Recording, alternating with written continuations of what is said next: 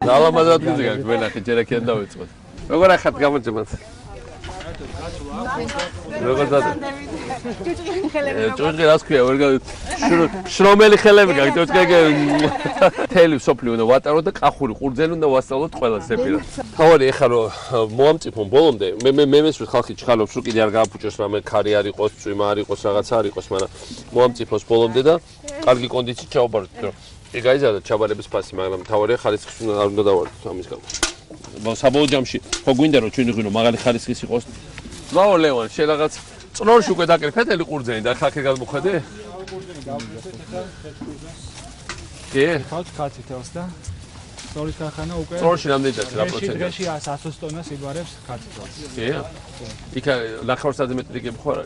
არა, რიგები არა, თუ გროვდება მანქანები გურჯაანში უშვებს და საწვავსაც სახელმწიფო კომპანია აძლევს 20 ლიტრ დიზელს, რომ თუ ტრანსპორტირება სანმე ერთავარი რაღაც ამოვარდა ან მოხდეს სანმე არ იყოს პრობლემა რა. ჩვენ ყურძენს ძალიან ჩქარა გაერთქვა სახე.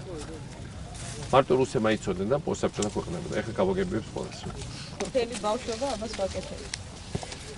უგლიდი ვენა და ძალიან. იმიტომ გამოხედე კაი გოგო აბა.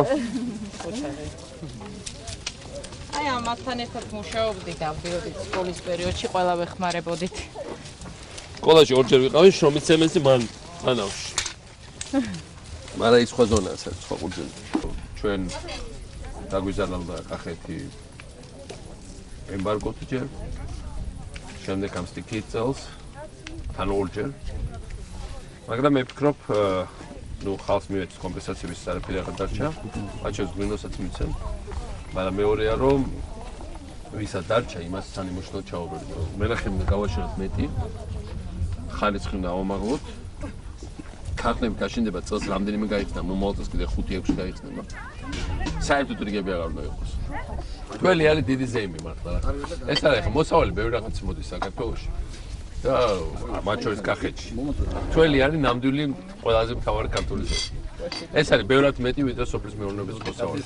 სხვა რაღაცაა რა. დღესასწაულია. ჩვენი სულის დღესასწაულია, ჩვენი იდენტურობის, ჩვენი მეუღლების, ჩვენი კაცობის, ჩვენი ქართველობის, ყველაფრის გამოხატულებაა ჩვენი პასპორტია.